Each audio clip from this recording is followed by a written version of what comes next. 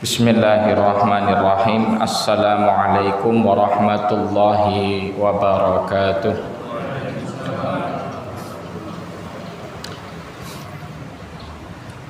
Alhamdulillah wa syukrulillah wa la hawla wa la quwwata illa billah. Ashhadu an la ilaha illallah wahdahu la syarikalah wa asyhadu anna Muhammadan abduhu wa rasuluh. Allahumma salli wa sallim wa barik ala sayyidina wa maulana Muhammadin wa ala alihi wa sahbihi wa man tabi'ahum bi ihsanin ila yaumiddin. Fa nas'alullaha ta'ala an yamunna alaina bi fadlihi wa karamihi wa judihi al-ilman nafi' wal amal salih wa yufaqihana fid din wa yaftaha lana futuhal arifin wa yarzuqana al-ikhlasa fil aqwali wal a'mal kama nas'aluhu jalla fi'ula an yaj'ala jam'ana hadha jam'an mubarakan wa tafarruqana min ba'dihi tafarruqan ma'suman marhuman wa la yaj'ala fina wa la minna syaqiyan wa la mahruman. Allahumma amin. Ma'asyiral muslimin wal muslimat, jamaah pengajian Ahad pagi di Masjid Fatimah Jaten Karanganyar rahimani wa rahimakumullah. Alhamdulillah, segala puji bagi Allah Subhanahu wa ta'ala, Allah yang telah melimpahkan kepada kita begitu banyak nikmat. Nikmat yang terbesar adalah nikmat iman, nikmat Islam. Kemudian selain nikmat yang paling mendasar dan paling besar ini, Allah juga tambahkan kepada kita nikmat sehat, kemudian nikmat sempat. Allah berikan kepada kita nikmat umur, nikmat aman, dan begitu banyak nikmat lain yang digambarkan dalam Al-Quran. Wa in ta'uddu ni'matallahi la tuhsuha. Dan seandainya engkau menghitung nikmat Allah Subhanahu wa ta'ala, niscaya engkau tidak akan mendapatinya. Artinya tidak akan mampu. La tuhsuha, tidak akan mampu menghitungnya. Jamaah yang dirahmati oleh Allah, pernahkah kita merenungkan bahwa kehidupan yang Allah berikan kepada kita ini, hingga sampai sekarang kita diberi kesempatan, diberi usia, sebetulnya apa hikmah yang ada di baliknya? Kita diberi hidup, diberi umur, diberi kesempatan, diberi nikmat. Ini untuk apa? Karena ternyata setiap nikmat ini nanti akan ditanyakan sama Allah. Allah berfirman, "Tsumma latus'alunna yauma idzin 'anin na'im." Tsumma latus'alunna, kemudian kalian semua akan ditanyakan. Tsumma latus'alunna. Dan sebetulnya ada nun taukid di belakangnya itu, harusnya kita memaknainya gini, dan sungguh. Nah, itu ada taukidnya. Dan sungguh kalian semua akan ditanyakan, latus alunna yauma idzin, pada hari itu, anin naim, atas nikmat. Atas nikmat, atas segala nikmat tepatnya. Atas segala nikmat. Karena anin naim, anin naim itu di situ apa? Alif lamnya ini menurut kaidah bahasa Arab adalah alif lam maknanya lil istighraq yufidul umum. Ya, namanya alif lam ta'rif, tapi ta'rif di sini bermakna istighraq. Istighraq itu memasukkan segala bentuk jenis nikmat. Makanya penerjemahan yang tepat itu anin na'im di sini atas segala nikmat. Tsumma latus'alunna, kemudian kalian semua sungguh akan ditanya, ya, yauma idzin, pada hari itu, anin na'im, atas segala nikmat yang diberikan. Jadi akan ditanyakan. Loh, berarti semuanya gitu. Karena di situ anin na'im pakai alif lam. Kalau an na'im nggak pakai alif lam, beda lagi maknanya. Itu nanti dalam kaidah bahasa Arab, kalau ndak ada alif lamnya itu nanti jadinya nakiroh. Lo nakiroh itu belum jelas, anin naim, atas nikmat. Nikmat yang mana? Itu masih ambigu. Tapi dikasih anin naim, atas segala nikmat. Itulah hebatnya bahasa Arab. Makanya dipilih oleh Allah untuk jadi bahasa Quran itu karena maknanya apa? Luas sekali. Beda alif lam tok itu sudah beda makna. Ya, jadi segala nikmat itu ditanyakan sama Allah. Tadi saya nyebutin nikmat sehat, nikmat sempat, nikmat rezeki, nikmat aman, ya, nikmat kekuatan, nikmatus syabab yang masih muda. Kekuatan ketika usia muda itu ditanyakan nanti sama Allah, ya. Masa muda itu ditanyakan sama Allah, karena itu masa yang menjadi puncak, ya. Wa an syababihi fima abla. Dan di waktu mudanya itu apa yang sudah dia gunakan kesempatan muda itu untuk apa? Ditanya sama Allah. Nikmat semuanya tanpa terkecuali ditanya. Latus alunna yauma idzin anin. Nah, maka suatu saat Rasulullah SAW itu ya pernah beberapa waktu itu nggak makan makanan yang terbuat dari gandum. Ya nek kitanya itu mungkin kayak nasi, ya, makanan pokok kita. Makanan pokok kita apa nasi tuh. Nah, dulu zaman itu dan sampai sekarang di banyak tempat di Jazirah Arab itu makanan utamanya bukan nasi, tapi terbuat dari gandum, ya, roti lah dan semisal. Jadi beberapa waktu Rasulullah tuh nggak makan makanan yang dimasak atau dibuat dari gandum. Beliau makan hanya kurma dan air putih. Nah, kemudian setelah itu Rasulullah SAW ya, ada kesempatan dihidangkan kepada beliau makanan yang terbuat dari gandum. Itu kan berarti kesempatan seperti itu adalah waktu ketika beliau apa? Sangat kangen sama makanan itu. Orang biasanya kalau lama nggak makan makanan yang enak yang biasa, terus kangen itu biasanya gimana makannya? Kalap, wah makannya lahap banyak gitu. Tapi Rasulullah SAW ternyata makan hanya makanan sedikit, ngambil sedikit dimakan selesai. Sampai yang menjamu itu, ya Rasulullah, engkau lama nggak makan makanan seperti ini. Kenapa kok makannya sedikit ini? Maka baca ayat ini, tsumma latus'alunna yauma idzin anin.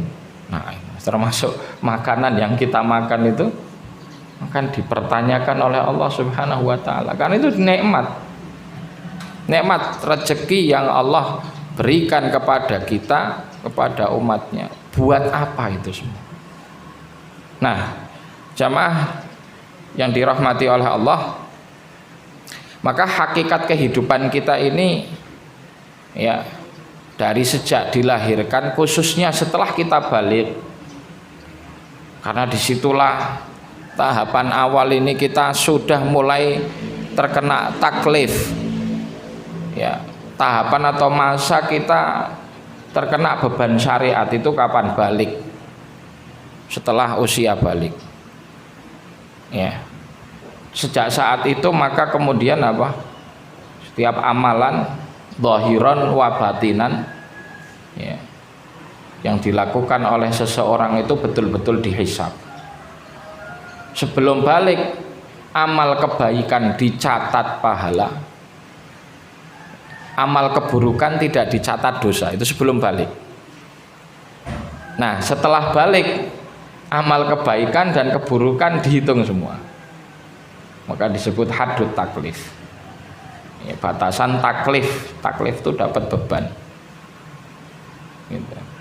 Jadi kalau hitung-hitungan kita dari sejak balik, karena sebelum balik itu tidak dihitung untuk urusan amal keburukan, nggak dihitung dosa, maka sejak kita balik sampai sekarang ini ya, hakikat usia yang Allah berikan kepada kita ini harusnya adalah bermanfaat untuk mengantarkan kita kepada Allah Subhanahu wa Ta'ala. Kenapa? Karena kita semua ini mesti dibalikkan kepada Allah. Tsumma ila rabbikum turja'un. Ya. Kan disebutkan qul yatawaffakum malakul mautil ladzi wukila bikum tsumma ila rabbikum turja'un di surat Sajdah. Qul, katakanlah wahai Muhammad. Ini Allah memerintahkan Rasulnya untuk ngabarkan kepada kita. Qul, katakanlah wahai Muhammad, yatawaffakum malakul maut. Ya. Yang senantiasa mewafatkan kalian itu adalah malakul maut. Jadi yang mematikan, yang maksudnya wasilah, kalau yang mematikan dan menghidupkan secara hakiki Allah. Tapi yang diberi tugas untuk mencabut nyawa itu, wasilahnya itu adalah malakul maut. Ya, kalau kita mengenalnya biasanya Israel gitu kan, ya, malaikat Israel. Nah, penyebutan Israel itu tidak ada dalam Quran. Ya, penyebutan Israel itu nggak ada dalam Quran. Tersebut dalam hadis. Tapi kemudian diperselisihkan. Nah, ini penamaan Israel ini hadisnya sahih atau tidak. Terlepas dari itu, Al-Quran menyebutnya memang malakul maut. Karena di Sajadah, surat Sajadah tadi jelas, qul yatawaffakum malakul maut, malaikat pencabut nyawa, malakul maut. Katakanlah wahai Muhammad, yatawaffakum malakul maut, yang senantiasa mematikan kalian umat manusia, yang bertugas mematikan itu adalah malakul maut, malaikat maut. Kita ini nggak ada kuasa bisa nyabut nyawa seseorang. Meskipun pembunuh itu ketika dia membunuh, nyawa yang dibunuh itu hilang, tapi hakikatnya sebetulnya yang dibunuh itu ya karena dicabut nyawanya sama malakul maut, dan karena Allah sudah mentakdirkan dia mati. Ya kalaupun enggak mau dikapak-kapaki nggak mati-mati. Itulah yang terjadi kepada itu pemuda yang ada di surat Al-Buruj ya, yang disebut dikenal dengan Ghulam. Itu udah bola-bali dibawa ke tebing, dijatuhkan, dimasukkan ke dibawa ke laut, ditenggelamkan. Ya, diapa-apakin ndak mati-mati. Maka terakhir si Ghulam ini bilang kepada rajanya, kalau kamu pengen saya mati, kumpulkan semua orang di lapangan, ya sudah. Setelah itu bikin panggung besar, ya silahkan tempatkan saya di satu tiang target, kamu panah saya dengan apa? Mengucapkan Bismillahirrahmanirrahim, Ghulam, dengan menyebut nama Allah, Tuhannya si Ghulam ini. Gara-gara itu kan akhirnya orang jadi tahu kalau raja itu bukan Tuhan mereka, ya. Atau Tuhan masyarakat itu ya Allah, ya. Dan memang setelah bidik dengan anak panah, dilesatkan dengan menyeru Bismillahirrahmanirrahim, Ghulam, kena dadanya langsung meninggal, langsung wafat, gugur. Itu artinya apa? Jadi yang mencabut nyawa itu pada hakikatnya adalah malakul maut setelah datang perintah dari Allah, karena takdirnya sudah apa? Sudah selesai, sudah habis. Ya. Fa idza jaa apa namanya? Fa idza jaa fala yastaqdimuna as-sa'ata wala yastakhiruna as-sa'ata wala yastaqdimun. Ya, kalau sudah datang masanya itu, maut itu datang, enggak bisa dimajukan, tidak bisa dimundurkan, udah itu waktunya tepat, persis. Kemudian summa ila rabbikum turja'un. Nah, ini di ayat ini sebenarnya. Kemudian setelah mati itu apa? Nah, setelah mati kita semua ini dikembalikan kepada Allah. Jadi hakikat kehidupan yang kita jalani ini sekarang dengan aktivitas kita, dengan usia kita, itu adalah perjalanan menuju Allah Subhanahu wa ta'ala. Kita sedang proses jalan menuju jalan pulang. Ternyata kita lahir itu sama Allah dilepas untuk nanti diambil pulang lagi. Nah, dari situlah maka ketika kita memahami hakikat kehidupan ini, bahwa nikmat itu nanti akan dipertanyakan, ya, bahwa kita ini hidup dikasih kesempatan oleh Allah untuk nantinya kita kembali kepada Allah. Maka bagaimana seorang mukmin melihat hari pertemuan itu, ketika ketemu sama Allah itu harusnya bagaimana, apa yang harus dia dapat? Ya, maka kami ringkaskan, hendaknya seorang mukmin itu mencari 3 hal, ya, atau salah satu dari ketiganya. Ya, kalau bisa 3-tiganya ini satu nikmat yang besar, karunia yang besar. Ya, tapi kalau tidak bisa, setidaknya apa? Salah satu dari ketiganya. Yang pertama, bagaimana seorang hamba, orang yang beriman itu mencari kecintaan dari Allah. Ya. Bagaimana hidup kita ini tambah usia, tambah amal, bikin Allah tambah cinta sama kita. Nah itu berarti kan harus cari amalan apa saja sih yang mendatangkan kecintaan dari Allah. Loh, masalah mahabbah ini, kecintaan ini makomnya tinggi.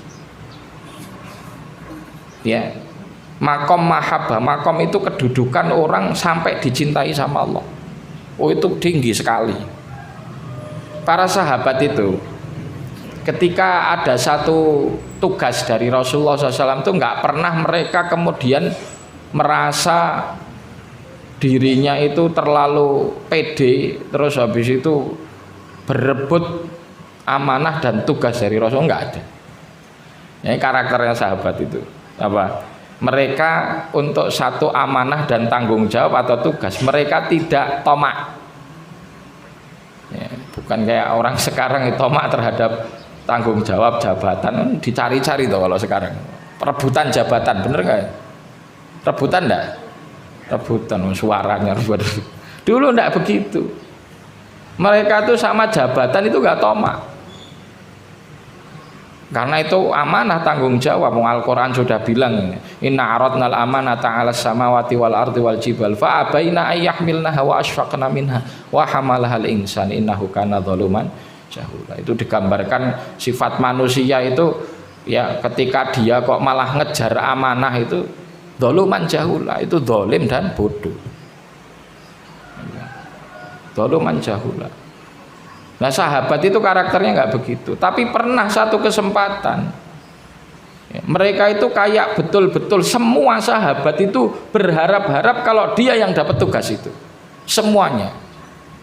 Jadi dalam hatinya itu penuh hasrat, keinginan kuat, ini mbok saya yang dikasih, ini mbok saya.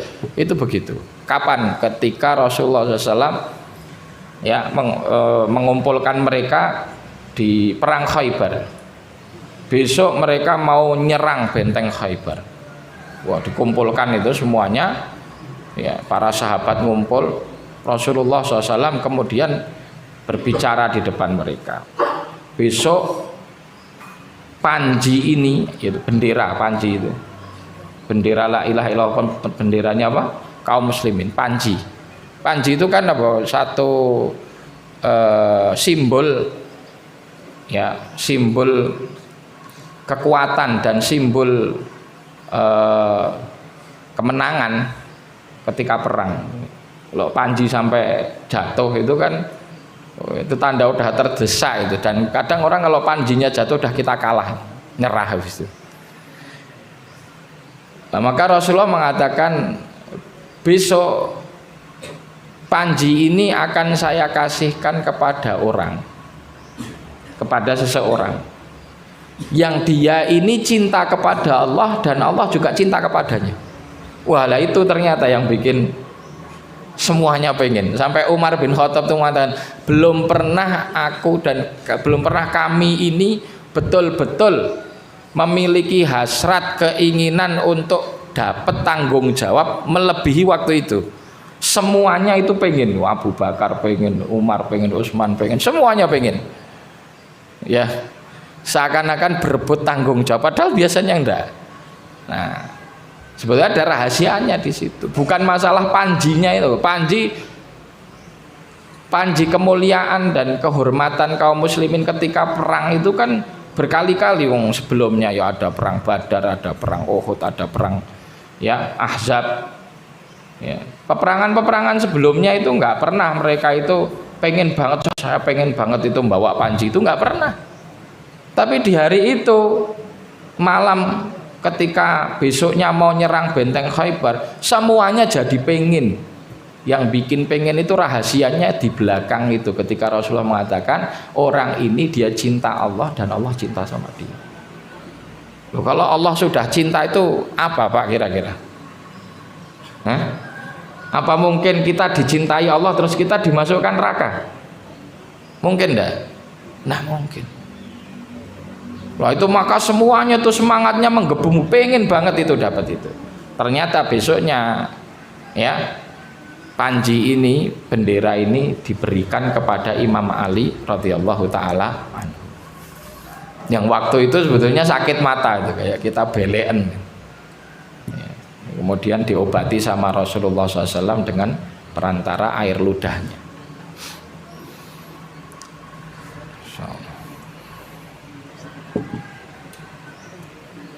Jazakumullahu khairan katsiran. Ya, jadi makom pertama itu apa? Makom mahabbah gitu. Nah, nanti makom mahabbah ini tingkatan-tingkatannya juga berbeda-beda. Yang tertinggi itu adalah apa yang didapat oleh Rasulullah SAW dan juga Nabi Ibrahim. Jadi Khalilullah, kekasihnya Allah. Jadi ya kecintaan yang makomnya paling tinggi, Khalilullah. Ya. Maka Ibrahim itu, Nabi Ibrahim kan lakopnya Al-Khalil. Sama dengan Nabi Ibrahim, Rasulullah SAW ini adalah makhluk yang paling dicintai oleh Allah, paling dikasihi oleh Allah. Ini makomnya paling tinggi. Nah, nanti di ayat-ayat Al-Quran atau banyak hadis itu nanti banyak menyebutkan tentang mahabbah ini, kecintaan. Contohnya ini, surat As-Saff itu kan innallaha yuhibbul ladzina yuqatiluna fi sabilihi shaffan ka'annahum bunyanun marsus. Sesungguhnya Allah mencintai orang-orang yang berperang di jalan Allah dengan rapi, kompak, shaffan, bersaf-saf, ka'annahum bunyanun marsus, seakan-akan mereka adalah bangunan yang kokoh. Di situ ada kata-kata innallaha yuhibbul ladzi. Berarti amalan yang disebutkan setelah innallaha yuhibbu itu amalan istimewa, makomnya tinggi. Dan di hadis juga begitu. Makanya ini ketika kita ini menjalani hidup terus mengalami satu situasi, ya mungkin zahirnya buruk, tapi di situ kita yakin dengan situasi itu adalah situasi yang dicintai sama Allah. Maka Masya Allah, seberat apapun, seburuk apapun situasi itu, kita akan menjalaninya itu nggak pernah merasakan ujian. Tapi kalau kita melihat dengan batin kita bahwa ketika kita diuji itu sinyal bahwa Allah sedang mencintai kita, Masya Allah, orang diuji itu jadi bahagia. Salaf, kaum terdahulu itu ketika mereka berlalu sekian waktu ternyata tidak mendapat ujian dari Allah, itu mereka kemudian sedih. Bukan berharap-harap diuji, enggak, tapi muhasabah mereka itu, ya Allah, apa yang salah pada diri saya gitu. Kenapa kok Allah tidak mengirimkan sinyal cintanya? Maka bayangkan jenengan kalau baca kisahnya Nabi Ayub, itu kan seperti apa itu ujiannya, dan kesabaran yang luar biasa atas ujian itu.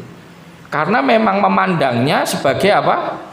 Sebagai ujian ini sebagai bentuk ungkapan cinta dari Allah. Dia menerima dengan ikhlas dan ridho.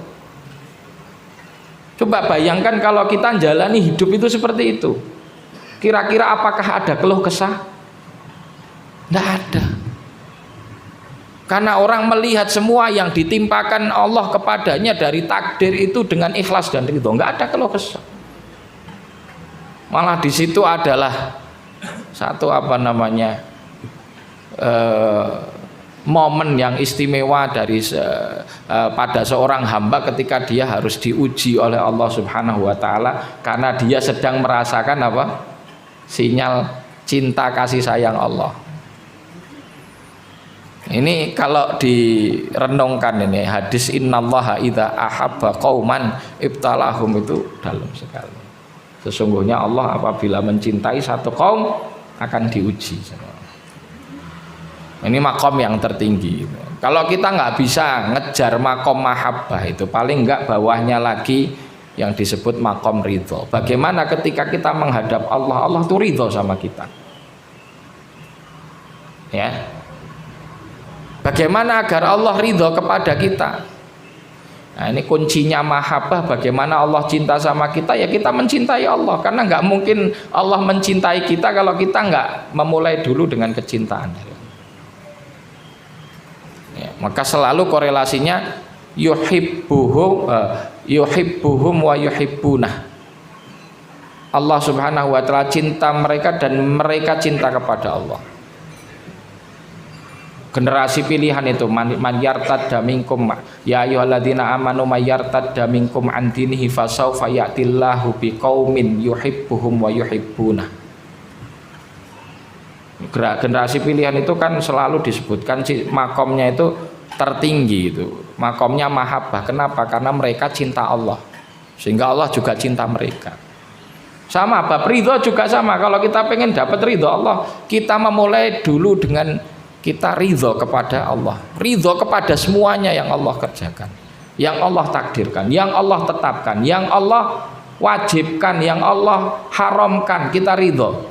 Kalau kita sama syariat saja kita masih belum lapang dada nerima itulah, bagaimana kita pengen dapat ridhonya Allah. Nah, untuk makom ini itu jaminan dikasihkan kepada semua sahabat. Maka disebutkan dalam Al-Quran wasabiqunal awwaluna minal muhajirin wal ansar walladzina taba'uhum bi ihsanin radhiyallahu anhum wa radu'an. Dan sahabat-sahabat muhajirin yang awal-awal masuk Islam, juga ansor dari kalangan ansor, ya para penduduk Madinah, dan juga golongan yang mengikuti mereka setelahnya. Ini maksudnya para sahabat semuanya yang sabikun dan akhirun, semuanya Allah sudah radhiyallahu anhum wa radu'an. Maka dengan turunnya ayat ini, ya kita kalau disebutkan tentang sahabat itu kita mengucapkan apa? Radhiyallahu anhu. Sebutkan Abu Bakar radhiyallahu anhu, Umar radhiyallahu anhu. Kalau bapak anak sahabat semua, Abdullah bin Umar radhiyallahu anhuma. Kalau sahabat jamak 3 atau lebih radhiyallahu anhum. Kalau perempuan radhiyallahu anha. Apa maksud dari radhiyallahu ini? Ya itu adalah bentuk doa. Ya. Sudah dikukuhkan seperti itu oleh Allah, tapi kita menyebutkannya sebagai sebuah satu doa kebanggaan bagi para sahabat. Dan itu ketika kita mengatakan radhiyallahu anhu, itu menandakan kalau kita juga ridho kepada sahabat yang Allah sudah ridho kepada mereka. Nah kalau ada orang kok disebutin nama sahabat nggak mengatakan radhiyallahu anhu, jangan-jangan punya pemahaman menyimpang ini. Syiah yang mengkafirkan sahabat, yang tidak ridho sama sahabat, kan nggak mau nyebut radhiyallahu anhu. Ini makom kedua, makom ridho. Kalau Allah sudah ridho, ya sama juga. Apa yang akan dilakukan kepada kita? Ya. Apa yang Allah akan lakukan kepada kita kalau Allah sudah ridho? Ya mesti diselamatkan dari siksa api neraka, dimasukkan surga. Itu sudah otomatis. Maka secara tidak langsung itu hampir semua, bukan hampir, semua sahabat itu secara tidak langsung masuk surga. Meskipun tidak terjamin satu persatu dengan nama. Yang terjamin satu persatu nama itu kan nanti ada istilah 10 orang yang dijamin masuk surga, asyarah mubasyarah bil jannah. Karena disebutkan namanya itu langsung. Abu Bakar di surga, Umar di surga, Utsman, itu Rasulullah mengatakan langsung begitu. Ada semamanya Ukasyah bin Mihsan itu, ya apa, wahai Rasulullah, doakan agar saya masuk surga tanpa hisab, tanpa adab. Kamu masuk di dalamnya. Itu kan jaminan-jaminan secara khusus. Tapi jaminan secara umum itu sudah disampaikan dalam Al-Quran. Karena Allah sudah ridho sama sahabat. Allah sudah ridho, ya, dia punya kesalahan, tapi Allah ridho. Artinya Allah sudah memaafkan kesalahan. Ini makom yang kedua gitu. Ya. Jadi bagaimana hidup kita ini untuk produktivitas amalnya itu mengarah kepada keridhaan Allah. Yang ketiga makom yang terakhir ini, nah ini jadi permulaan untuk habis ini majelis takon adalah makom rahmat. Makom rahmat, kasih sayang Allah Subhanahu wa ta'ala. Ini makom yang paling sedikit, yang paling minim. Tapi yang paling minim pun ini sudah luar biasa. Ya, yang paling minim ini sudah luar biasa. Kasih sayang Allah Subhanahu wa ta'ala ini sudah cukup bagi seorang hamba untuk memasukkannya ke surga. Dalam hadis Rasulullah SAW bersabda, la yadkhulanna ahadukumul jannata bi'amalih. Tidak ada satupun dari kalian yang masuk surga karena amalannya. Termasuk engkau wahai Rasulullah, termasuk saya, illa an yataghammadani Allahu bi rahmatin min, melainkan karena rahmat kasih sayang Allah kita dimasukkan surga. Maka mungkin ada seorang itu di dunia dia maksiat melakukan dosa-dosa sampai ketika dia mati belum sempat taubat. Tapi karena Allah merahmati dia dibebaskan dari siksa api neraka, dimasukkan surga. Ya. Nah, jadi kita ini selalu menghamba kasih sayang Allah, rahmatnya Allah.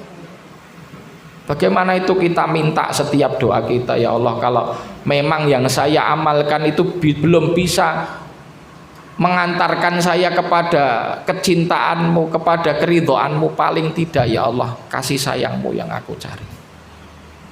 Nah, ini 3 makom ini yang kita ya, kalau sudah dapat mahabbah mesti ridho sama rahmatnya mesti dapat. Kalau sampai makom ridho mesti rahmat dapat.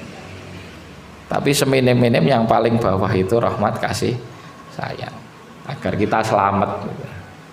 Nah kalau kasih sayang Allah aja nggak dapat di akhirat, terus gimana? Begitu nggih. Nah nanti kunci-kunci untuk dapat masing-masing itu.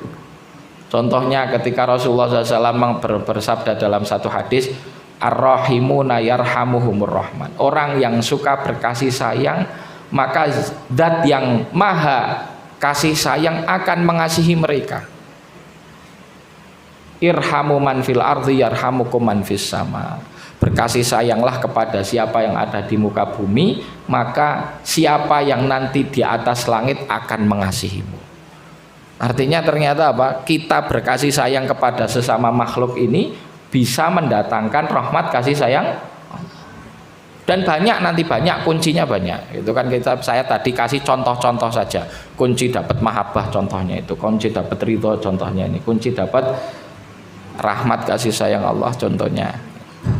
Demikian wallahu taala alam wa sallallahu wasallim wa barik ala Muhammad wa ala alihi washabbihi wasallam tasliman katsiran.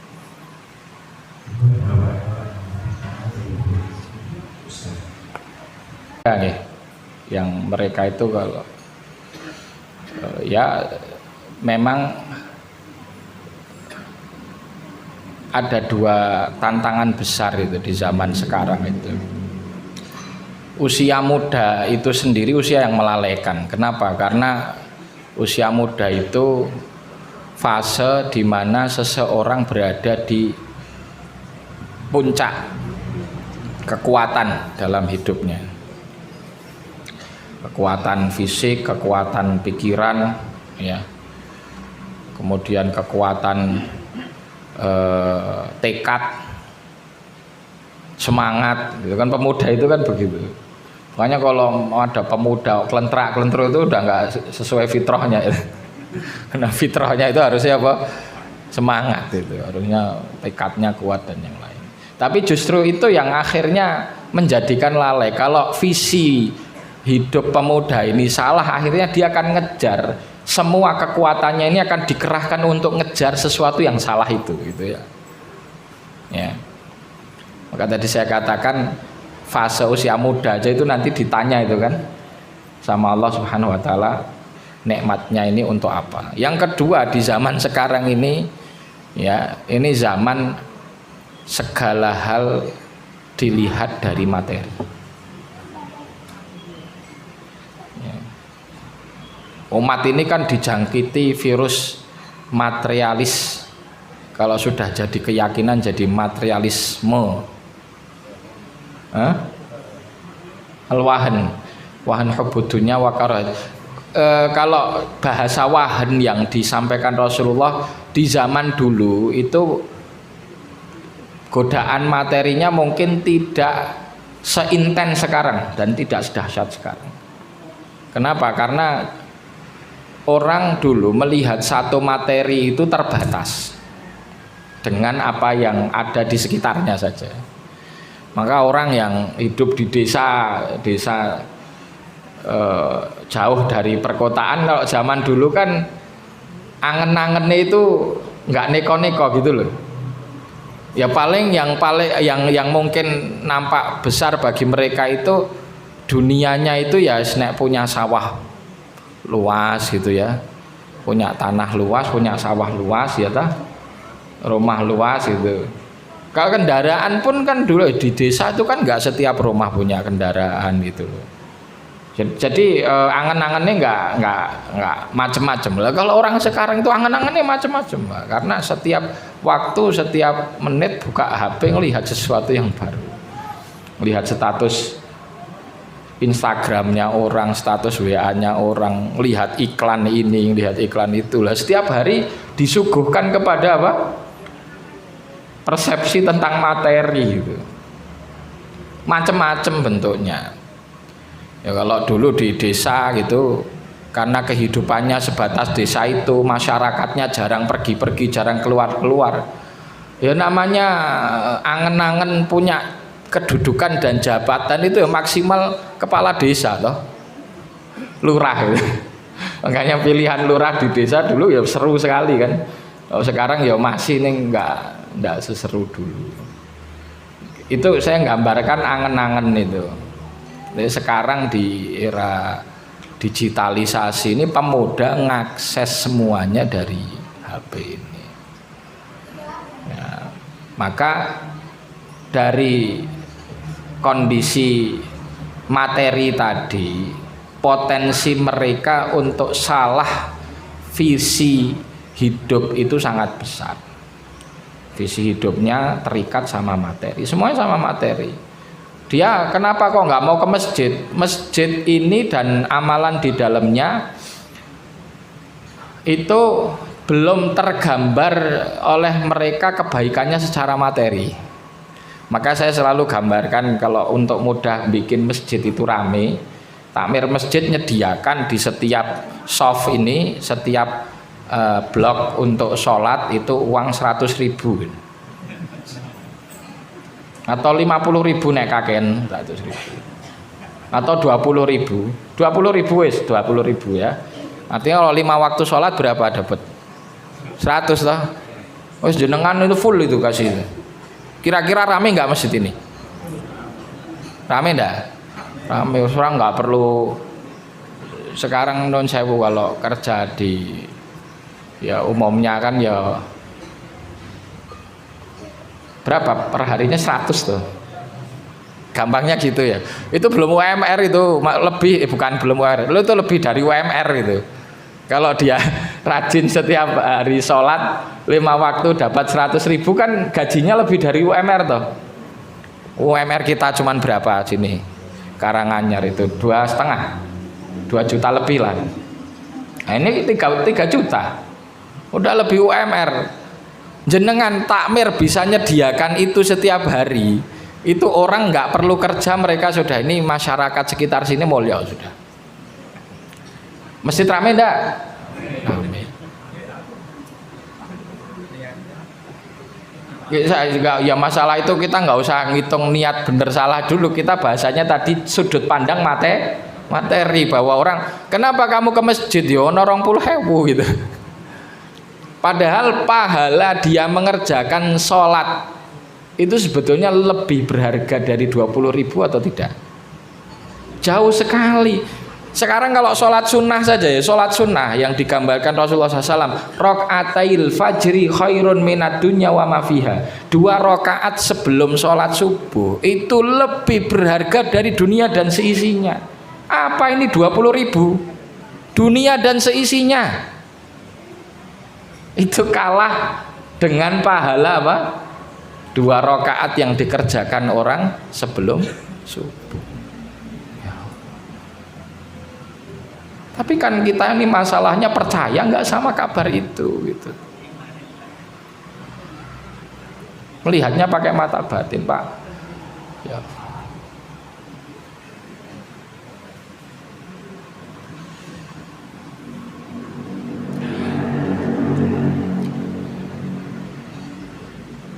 Ketika Allah menggambarkan tentang sholat tahajud itu luar biasa ya, di surat Sajadah, tatajafa junubuhum 'anil madaji'i yad'una rabbahum khaufan wa tama'a wa mimma razaqnahum yunfiqun. Allah gambarkan sholat tahajud dan infak. Tatajafa junubuhum 'anil madaji'i, orang-orang bertakwa, orang-orang beriman yang jujur keimanannya beribadah kepada Allah itu menjadikan punggungnya kering dari tempat tidur. Maksudnya itu jarang apa? Tidur. Tatajafa junubuhum 'anil madaji' yad'una rabbahum khaufan wa tama'a. Dia meminta kepada Allah Subhanahu wa ta'ala, berdoa dalam kondisi khauf, kekhawatiran, rasa takut, dan tama', dan berharap betul, sangat tamak berharap kepada Allah Subhanahu wa ta'ala, penuh pengharapan kepada Allah. Wa mimma razaqnahum yunfiqun, dan atas apa yang kami rizkikan dia menginfakkan. Maka setelah itu bahasanya indah sekali Al-Quran ini, Masya Allah. Fala ta'lamu nafsum ma ukhfiya lahum min qurrati a'yun jazaa'an bima kanu ya'malun. Fala ta'lamu nafsun, maka tidak ada jiwa yang mengetahui ma ukhfiya lahum min qurrati a'yun, apa yang Allah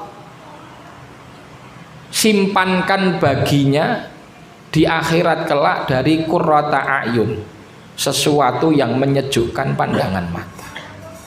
Ini kan bahasa yang tinggi, yang harus menyelami ini tuh batin kita. Kalau kita cuma dengar habis itu akal kita itu memproses dengan proses materi, bayangkan qurrata a'yun ini nggak sampai, Pak. Tapi kalau kita ini memandang dengan iman, Masya Allah, Allah sudah menyebutkan gitu, itu kan mesti balasannya tuh besar sekali. Tapi kan sekali lagi, untuk bisa paham yang seperti itu kan imannya yang harus maju, bukan nalar otaknya. Maka kenapa kok nggak mau ke masjid? Kenapa nggak mau sholat berjamaah tertib? Kenapa nggak mau ibadah? Karena imannya belum tertanam dalam hati. Nah, jadi memang anak-anak muda Penanaman iman tuh dari kecil. Anak-anak dari kecil itu ada adik-adik yang di sana itu umur berapa itu. Itu dari usia segitu tuh ditanamkan iman. Ditanamkan iman yang benar, bagaimana mereka dikenalkan tentang Allah, dikenalkan tentang negeri akhirat. Sehingga ketika dia sudah balik, sudah dewasa, motivasinya tuh benar.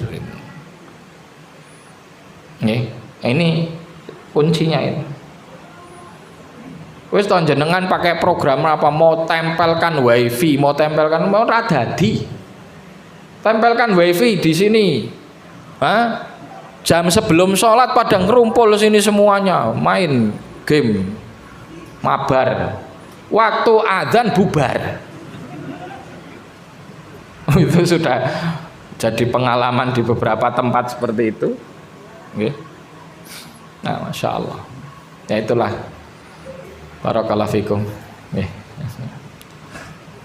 Dan ada mungkin aku selalu ada jalan dulu selalu berjalan. Kita bisa ada dari kalangan yang zamannya menanyakan kenapa mas tidak selalu sudah satu tertentu lainnya soal begitu lainnya diambil jawabannya sama dengan senario begitu. Itu karena kebodohan ya, jadi beda lagi. Makanya iman itu harus ditegakkan di atas ilmu, ya, untuk menopang iman itu tetap baik dan benar harus ditegakkan di atas apa? Ilmu. Barakallahu fikum. Nggih. Dari Allah. Kalau Ustaz tadi menjelaskan beberapa sahabat, insya Allah pada rombongan, insya Allah enggak. Kita tahulah mereka, insya Allah sahabat-sahabat itu insya Allah dan surga. Bagaimana dengan kami yang penuh dengan masyarakat kesalahan dan dosa? Salah satunya tadi tentang keimanan kita itu masih tinggi sekali. Karena juga kebanyakan kita itu orang-orang yang Islam yang pinggiran dalam arti gampang terguncang dengan kesyirikan. Terus kemudian pertanyaan saya adalah kerudain baik ilmu ataupun setiap kita pasti mati. Bagaimana dengan kami yang keenam ini akan menghadapi kematian? Banyak suatu pertanyaan yang kita dengar dalam kubur. Apa bekal amal perisai kita, perisai kami yang orang-orang awam ini untuk menjawab kubur tadi, supaya dapat insya Allah kita sedang berjuang untuk menuju surga. Sekian, terima kasih. Barakallahu fiik.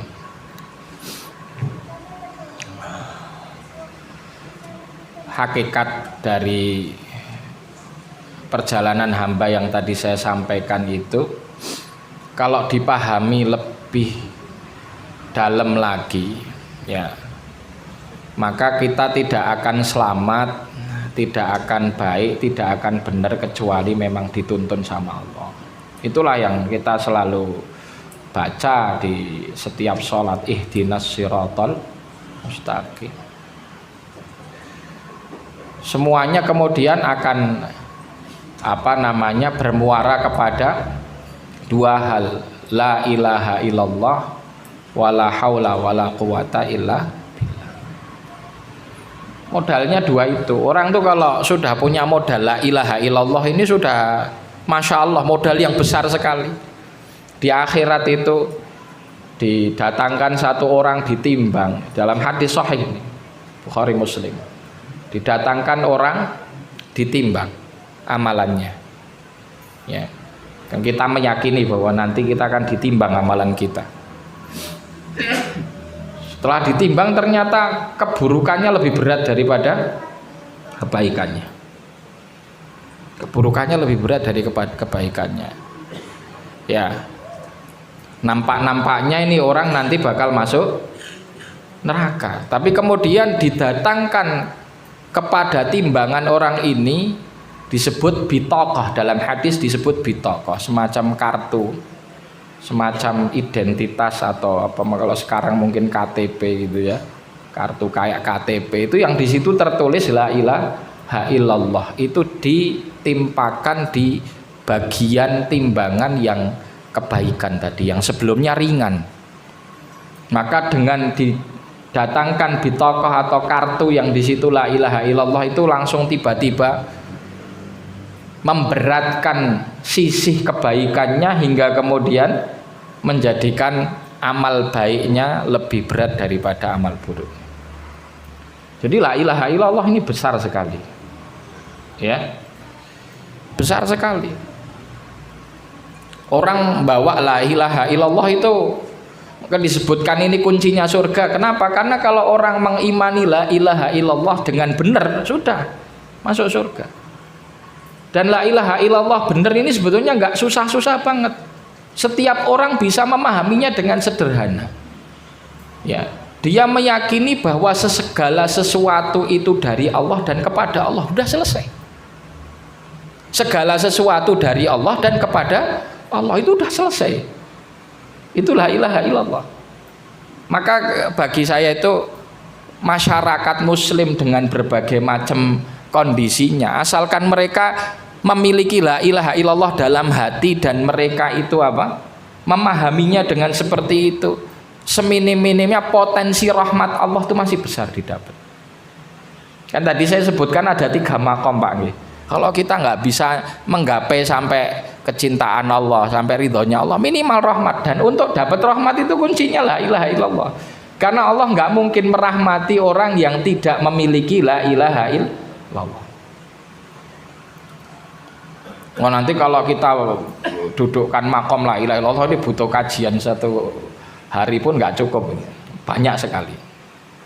Kita bedah nanti bagaimana la ilaha illallah itu dalam Al-Quran, dalam hadis, ya, dahsyat sekali.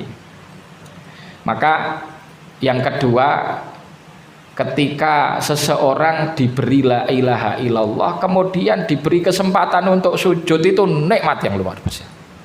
Sujud kita ini nanti akan jadi saksi di hadapan Allah, akan jadi saksi di hadapan Allah. Dan banyak nanti kalau kita sebutkan dari sisi amal, ya, sujud ini amal yang paling besar karena disitulah seorang hamba itu betul-betul menghamba sama Allah.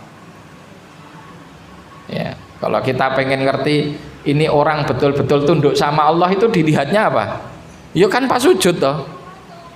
Ya, dia ndelosor untuk apa? Jadikan keningnya. Ini kan bagian yang paling mulia dari anggota tubuhnya nih, paling tinggi, paling nampak di depan, tapi dia justru nempel di titik terendah. Ini adalah bentuk penghambaan yang paling. Ya. Jadi itu wasilah sudah besar sekali. Maka setelahnya Allah yang nuntun, sebagaimana hidup kita ini Allah yang nuntun, setelahnya Allah yang nuntun. Bagaimana nanti kita bisa menjawab siksa pertanyaan di kubur, bagaimana kita selamat dari siksa kubur, itu semuanya akan Allah tata kalau kita pasrahkan semuanya sama Allah. Kita pasrahkan semuanya sama. Maka coba ini kita tadabbur Al-Fatihah itu iyyaka na'bud, kita sujud dulu. Setelah sujud apa? Iyyaka nasta'in, pasrahkan sama Allah. Ihdinas siratal mustaqim, kita minta ya Allah tunjukkanlah kami jalan yang lurus. Nah ingat, siratal mustaqim ini kemudian penjelasannya siratal ladzina an'amta alaihim, kan begitu. Kenapa kok nggak disebut siratoka? Kenapa kok tidak jalanmu ya Allah? Jalanmu, kalau kita bahasanya itu dengan standarisasi yang masih gaib, masih susah kita untuk mencari. Tapi doa kita siratal ladzina an'amta alaihim, ini yang menonton Quran, jalannya orang yang engkau beri nikmat. Maka kita kalau pengen berada di atas siratal mustaqim, ya cari orang-orang yang diberi nikmat itu siapa. Maka pentingnya seseorang itu ya meneladani keilmuannya para ulama, meneladani perjuangannya para syuhada, meneladani kesolehannya orang-orang soleh. Berarti kalau dia bisa melakukan itu, dia di atas siratal mustaqim. Kalau masalah dosa, setiap orang punya dosa, Pak. Tapi kalau Allah sudah merahmati apa? Dosa kita diampuni. Jadi harus punya satu optimisme yang besar kepada Allah. Ana inda dhanni abdi bi. Aku sesuai dengan prasangka hambaku kepadaku. Ya sudah, kita selalu berprasangka baik sama Allah. Kalau Allah itu akan mengampuni dosa kita, Allah akan menerima amal kita, Allah mengampuni kita, Allah memasukkan kita surga, itu harus terus prasangka itu. Insya Allah selamat dunia akhirat. Mekaten Pak nggih. Dinikmati. Jadi momen ngapunten nih. Kalau jenengan tadi kepala 6 ya. Masya Allah, ini dinikmati. Bahkan nggak harus sampai kepala 6 ya.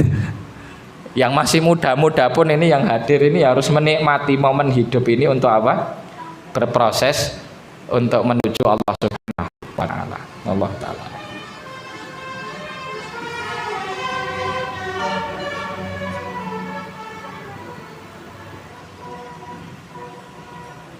Nggih. Assalamualaikum warahmatullahi wabarakatuh. Waalaikumsalam warahmatullahi wabarakatuh. Kalau sahabat Rasulullah itu kalau misalnya sampai yang meninggal di Najam, kemudian yang juga posisinya seperti itu. Kemudian yang selanjutnya dengan ridho tadi, seringkali kita orang itu begitu kan yang akhirnya itu kalau kita itu akan menghadapi saudara kita atau kita sakaratul maut, itu yang paling penting bagaimana cara aktifnya. Terima kasih. Assalamualaikum warahmatullahi wabarakatuh. Waalaikumsalam warahmatullahi wabarakatuh. Sahabat itu bukan malaikat, makanya mereka ya masih ada yang bermaksiat, ada yang zina, ada yang nyuri ya. Maka di hadis itu ya disebutkan ada sahabat yang berzina kemudian dirajam sampai mati. Kemudian darah dari sahabat ini ketika dirajam itu mengenai ya beberapa sahabat dan mereka kayak ngerasa jijik itu dengan, saya kok kena darahnya pezina. Rasulullah ketika mendengar itu marah.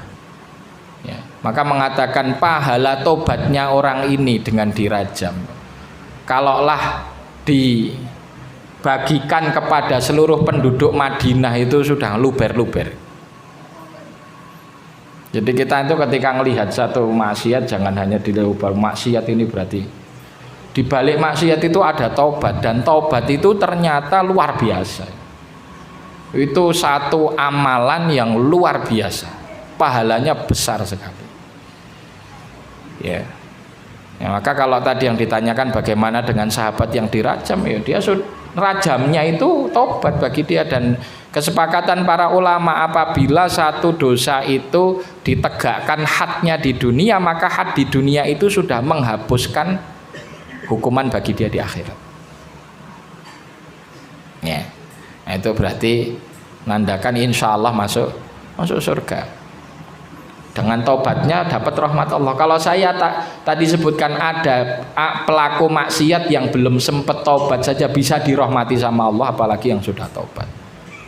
Sudahlah dosanya dihapuskan, kemudian pahala dari semua dari tobatnya ini juga besarnya luar biasa. Orang-orang yang dulunya musyrik itu, Al-Quran mengatakan qul lil ladzina kafaru iyantahu yughfar lahum ma qad salaf. Itu katakanlah Muhammad kepada yang kafir-kafir itu, kafir Quraisy yang ngeyel-ngeyel itu, kalau mereka mau masuk Islam, yughfar lahum ma qad salaf, kemusyrikan, kekufuran, dosa yang sebelum dia masuk Islam itu dihapus semuanya. Jadi Islam itu masya Allah ya, ini besar sekali. Saya tadi kan dasari di awal apa? Nikmat terbesar itu nikmat iman sama apa? Islam. Itu begitu. Alqamah pun juga kita ketika dia punya maksiat di satu sisi, dia punya amal di sisi yang lain. Ya. Maka mesti berlaku di akhirat itu bahwa amal kebaikan akan menghapus amal keburukan. Kalau dia punya buruk masih ada potensi tobat. Kalau dia belum tobat, masih ada potensi Allah mengampuni dosanya dengan rahmat dan kasih sayangnya gitu. Oke. Nah itu terkait masalah bagaimana nasib sahabat yang dia ya berbuat maksiat ya dia. Sahabat itu definisinya orang yang melihat Rasulullah SAW dalam kondisi beriman kepadanya dan mati di atas keimanan. Sedangkan yang mati di atas kekufuran atau yang murtad itu tidak disebut apa? Sahabat. Munafik tidak disebut sahabat. Meskipun dia menyatakan keislamannya, tapi kan nggak beriman dalam hatinya. Jadi harus dipahami sahabat itu siapa. Ya, orang sekitar Nabi itu nggak semuanya sahabat, ada munafik juga. Wa mimman haulakum minal a'rabi munafiqina wa min ahlil Madinah. Al-Qur'an yang nyebut. Di antara sekitarmu tuh ada orang-orang munafik gitu. Ya, ada orang-orang munafik. Nah, terus masalah talqin bagi orang yang sudah dalam kondisi sakarat ya, banyak-banyak disampaikan, dibisikkan, ya, dituntunkan dengan ucapan la ilaha illallah. Ya. Kalaupun seseorang itu berat karena saking mungkin penangkapan terhadap satu, karena kondisi seperti itu kan sudah kritis. Ya, kalaulah Allah itu sudah masuk. Karena kadang sesuatu yang terlafatkannya begitu, tapi maksudnya dengan Allah itu ya la ilaha illallah. Dan orang nggak diberi taufik oleh Allah sebelum meninggalnya, wafatnya, untuk mengatakan perkataan-perkataan yang baik, kecuali insya Allah Allah sudah ridho dengannya. Barakallahu fikum.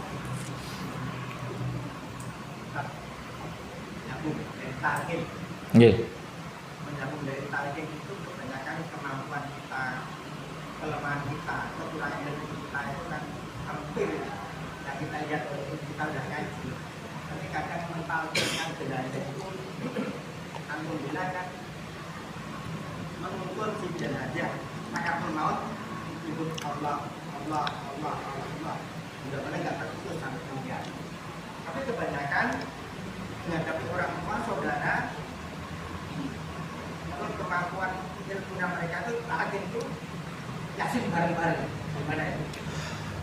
Jadi masalah talqin dan yasin ini sesuatu yang berbeda ya.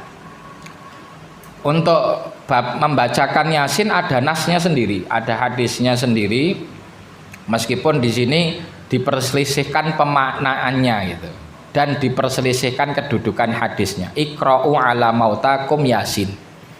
Iqra'u ala mautakum, bacakanlah atas orang yang meninggal di antara kalian. Nah, mauta di sini para ulama memaknainya ada dua. Yang pertama mauta setelah meninggal. Maka mohon maaf kalau ada orang setelah meninggal terus pada baca yasinan, itu dasarnya hadis ini. Ya, atau mauta dimaknai orang yang mau meninggal, karena di hadis lain lakinu ala mautakum bila ilaha illallah, talkinkanlah, bacakanlah kepada mauta, juga disebut la ilaha illallah. Ini maksudnya sebelum dia mati sakarat, karena meskipun dia masih hidup tapi bentar lagi akan jadi mayit karena dalam kondisi sudah apa? Sakaratul maut. Maka disebutkan mauta. Nah, di sini selain maknanya itu diperselisihkan apakah mauta itu orang yang sudah meninggal memang sudah wafat atau yang mau meninggal dalam kondisi sakaratul maut. Maka ada dua pendapat yang akhirnya ya dua-duanya diamalkan pun boleh, baik, tidak ada masalah.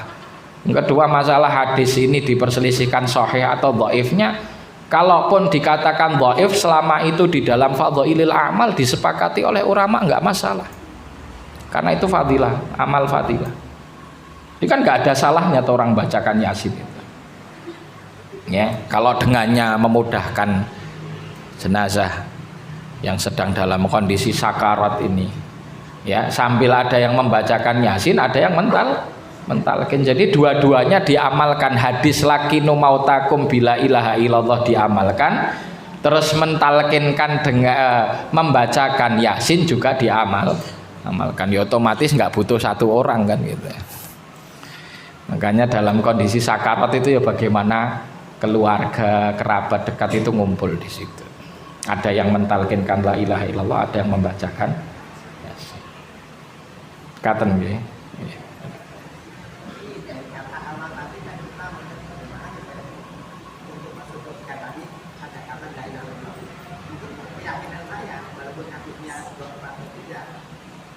Yang saya yakini kita saat menghadapi saudara yang akan mengatakan ya la ilaha illallah. Nggih. Begini. Bukan apa? Enggak, ini ada dua hadis gitu loh. Maksudnya ada dua hadis, dua-duanya diamalkan. Satu hadis mengatakan talkinkan la ilaha illallah. Satu hadis lagi memerintahkan bacakanlah Yasin. Makanya saya katakan untuk mengamalkan dua sunnah ini, itu nggak cukup satu orang gitu. Ada satu yang membacakan talqin, ada yang lain membacakan Yasin. Itu. Nah, ketika mentalkinkan la ilaha illallah kepada orang yang sedang sakaratul maut itu harapannya agar memudahkan akhir katanya menggunakan kalimah thayyibah la ilaha illallah. Tapi sebetulnya secara proses ya, orang itu akhirannya, pungkasannya tergantung proses yang selama ini dijalankan. Ya. Akhirannya seperti apa? Maka para ulama itu mengatakan man asya alaihi mata alaih. Siapa yang hidup dengan sesuatu dia akan mati di atasnya. Itu proses kan panjang itu, kebiasaan. Nah itu mau seperti apa pun kalau orang ditalkinkan la ilaha illallah, kalau kebiasaannya enggak itu ya akhirnya susah untuk melafadzkan la ilaha. Tapi bagi kerabatnya sudah menggugurkan fadilah bahwa ada anjuran untuk mentalkinkan. Ini nanti saya butuh tahqiq lagi apakah mentalkin ini hukumnya wajib ataupun hanya sunnah. Saya belum mentahqiq ya, belum tahu. Tapi yang jelas perintahnya begitu. Talkinkanlah kepada orang yang mau mati di antara kalian dengan la ilaha illallah. Makaten nggih, Pak. Cekap nggih? Nggih, barakallahu fiik. Nggih, monggo.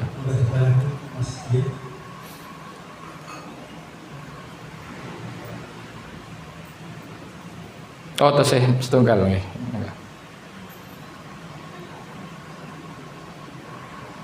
Betul kan? Makanya kan sebentar lagi kan bulan pemilihan ini ya. Sebenarnya kebanyakan dari kita sebenarnya sudah tahu atau dari calon-calon nanti kan tapi sudah berubah. Yang saya tanyakan untuk jelaskan Ustaz tentang bagaimana sebenarnya uang itu atau sumpah dan sebagainya. Ada seperti dosa kolektif juga jamaah juga. Satu dosa diberi apa gitu mengandalkan suruh. Tolong jelaskan. Oke.